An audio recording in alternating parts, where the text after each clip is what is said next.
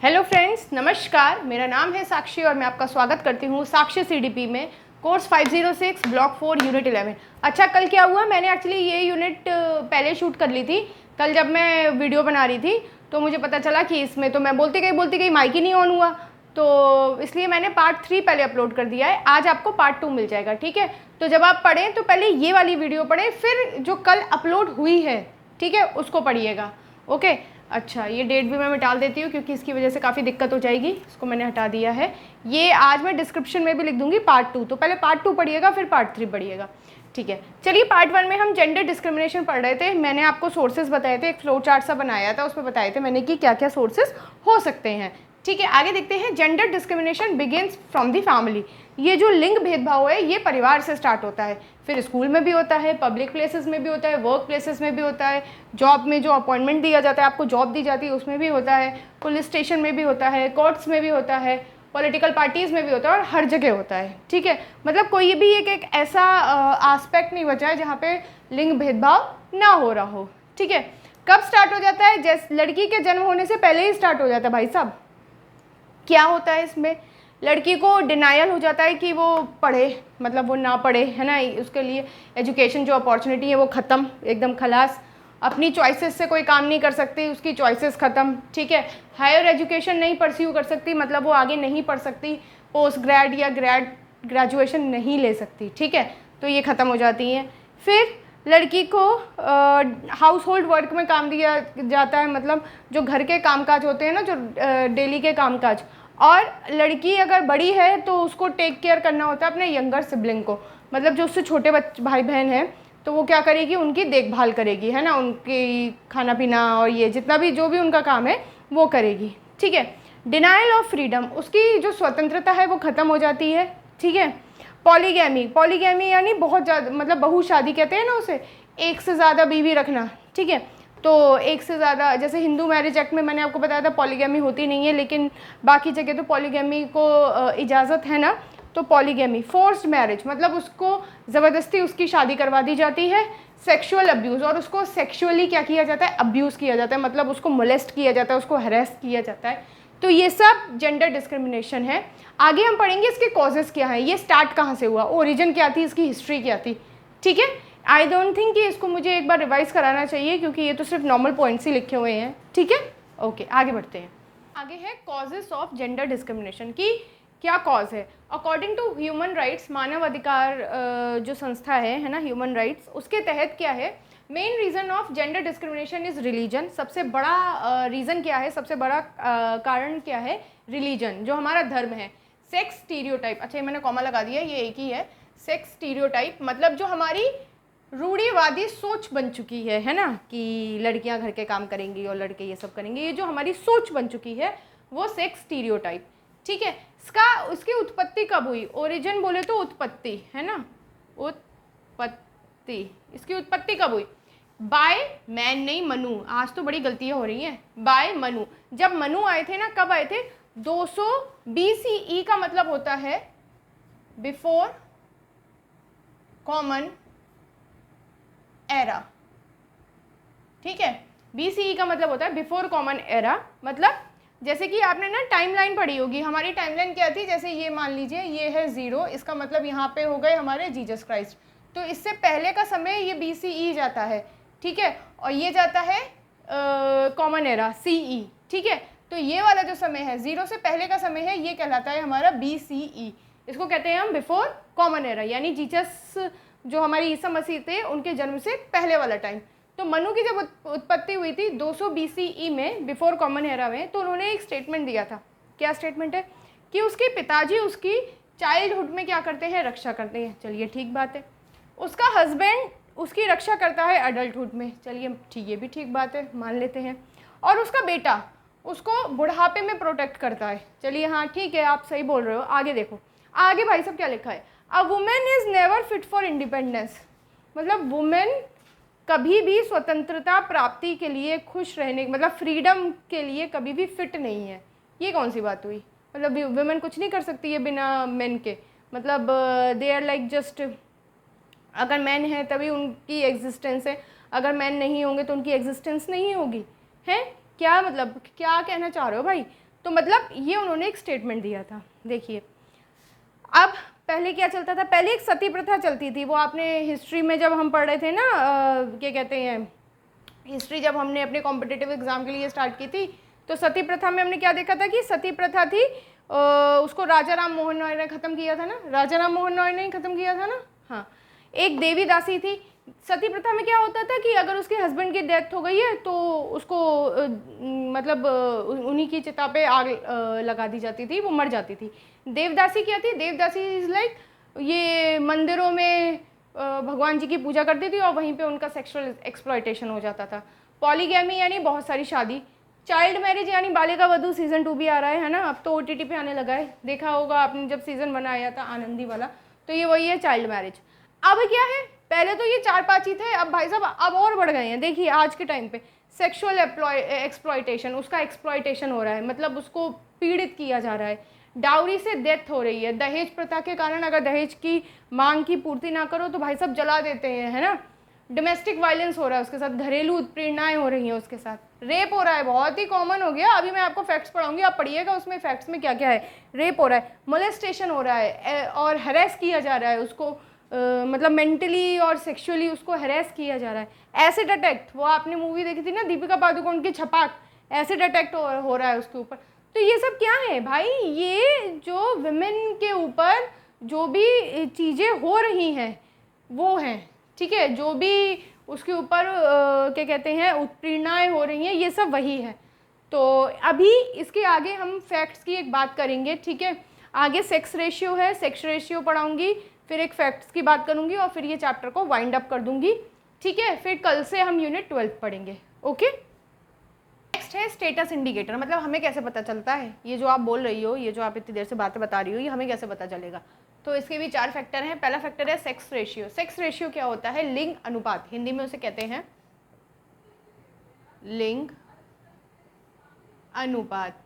अच्छा, लिंग अनुपात क्या होता है कि हर 1000 मेल पे कितनी फीमेल हैं, ठीक है। थोड़ा कॉम्प्लिकेटेड है, ध्यान से समझते हैं। मान लीजिए ये एक गाँव है, ठीक है, गांव क्या, कोई भी एरिया ले लीजिए, मान लीजिए इस एरिया में आप रह रहे हो, तो इस एरिया में अगर 1000 मेल हैं, मेल कितने हैं 1000, और मान लीजिए काउंटिंग हुई और फीमेल कितनी हुई, मान लीजिए ऐसे हो गई 960, ठीक है, ये हो गई फीमेल, तो इनका सेक्स रेशियो हो जाएगा 960, ठीक है।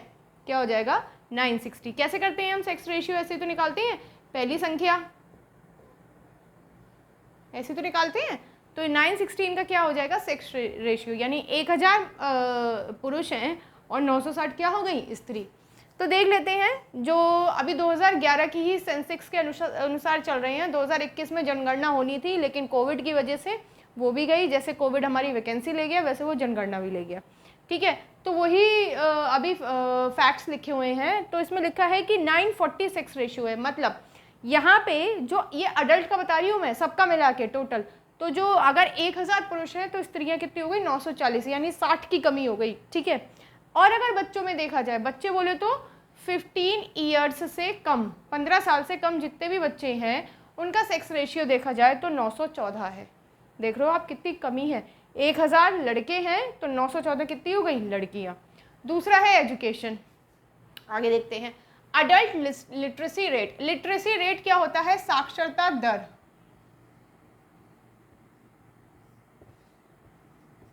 अडल्ट बोले तो बड़े लोगों की, बड़े लोग कितने बड़े लोग, 15 साल से ऊपर। अगर 15 साल से ऊपर वाले लोगों को हमने एक सेंसेक्स में पाया कि कितने लोग लिटरेट है, साक्षर है, तो पता चला 46.4%, यानी आधी भी लड़कियां, मतलब ये देखिए ये साइन होता है मेल का, ये होता है फीमेल का, ठीक है। ये वाला है फीमेल का, लिख दे रही हूं मैं फीमेल, और ये है मेल का, ठीक है। तो इसमें क्या पाया गया कि आधी, देखिए आधी भी नहीं हो पाई है, फिर 46% ही रह गया। 46% लेडीज पढ़ी लिखी हैं और 69, लगभग 70 मान सकते हैं, 69% या लगभग 70% मेल पढ़े लिखे हैं। आप देख रहे हो कितना इन दोनों के बीच में गैप है, क्योंकि एजुकेशन ही नहीं दी जाती है। और देखो ये मैंने ग्राफ भी बनाया है, 61% लड़कियों को एजुकेशन नहीं है। देखिए अगर ये पूरा 100% का ग्राफ है, ठीक है, तो इसमें 61% लड़कियां नॉट एजुकेटेड, 0 एजुकेशन है।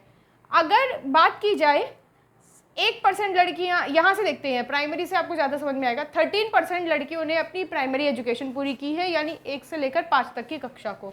उसके बाद 9% लड़कियों ने अपनी मिडिल एजुकेशन पूरी की है। सिर्फ 5% लड़कियां आगे पढ़ पाई सेकेंडरी, और इसकी भी 4% लड़कियां पोस्ट सेकेंडरी कर पाई हैं। ठीक है, अगर इसी रेशियो में देखा जाए तो 7% लड़कियों ने फॉर्मल एजुकेशन मतलब स्कूल जाके एजुकेशन ली है, और 1% लड़कियां ऐसी हैं जिन्होंने नॉन फॉर्मल एजुकेशन मतलब जैसे इग्नू, NIOS, इनसे अपनी एजुकेशन पूरी की है। तो आप ग्राफ देख रहे हो कितना भयंकर है। 2000 ईयर का ग्राफ है, साल 2000 का। ठीक है, और ये NIOS की बुक में दे भी रखा है।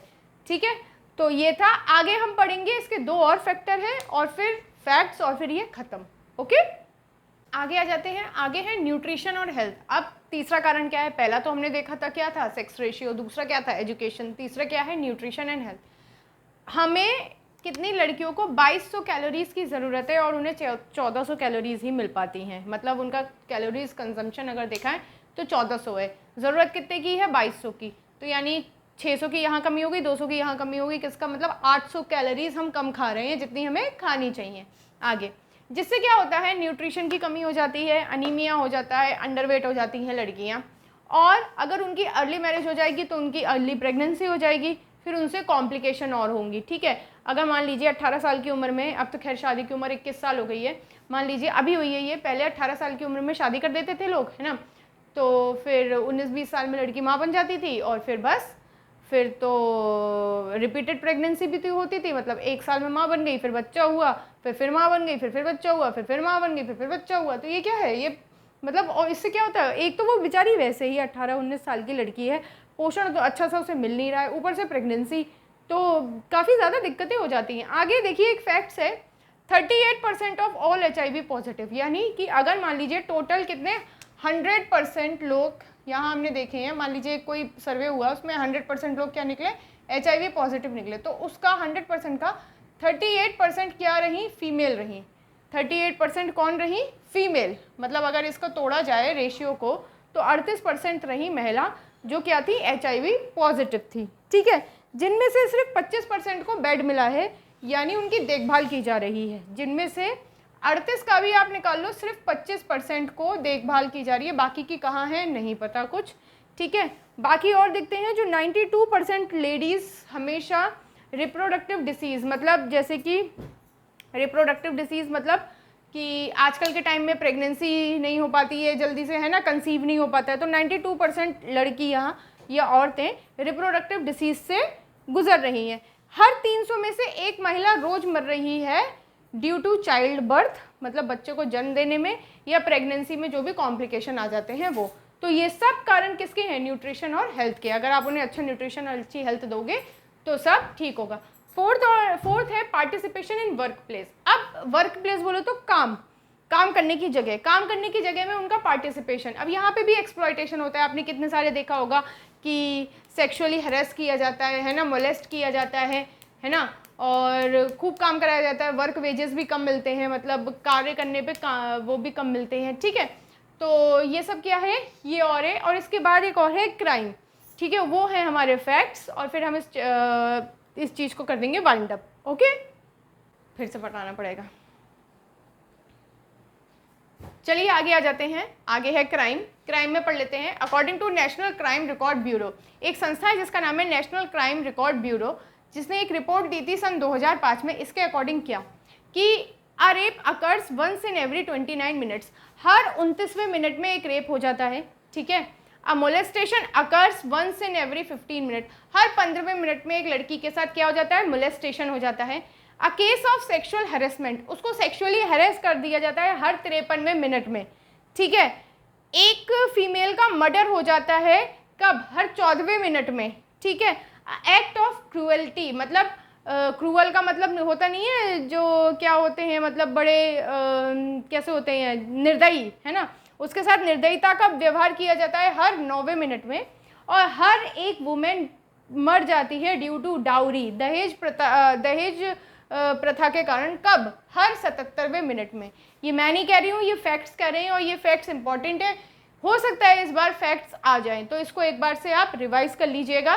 ठीक है, क्या है कि हर एक मतलब हर 29वें मिनट में एक रेप हो जाता है, हर 15वें मिनट में एक लड़की के साथ मोलेस्टेशन हो जाता है, हर 53वें मिनट में लड़की के साथ सेक्सुअल हैरेसमेंट हो जाता है, हर 14वें मिनट में एक लड़की का मर्डर हो जाता है, हर 9वें मिनट में एक लड़की को दरिद्रता के साथ उसके साथ व्यवहार हो जाता है, और हर 77वें मिनट में एक औरत मर जाती है ड्यू टू दहेज प्रथा। तो ये थी हमारी पूरी स्टोरी, ठीक है। इससे हमारी यूनिट 11 कंप्लीट हो गई है। अब से हम पढ़ेंगे यूनिट 12, फिर यूनिट 13, तो हमारा ये कोर्स 506 फाइनली हो जाएगा कंप्लीट। तब तक के लिए अपना ख्याल रखना, चैनल को लाइक, शेयर, सब्सक्राइब और सपोर्ट करते रहना। फिर कल मिलते हैं, ठीक है। नमस्कार।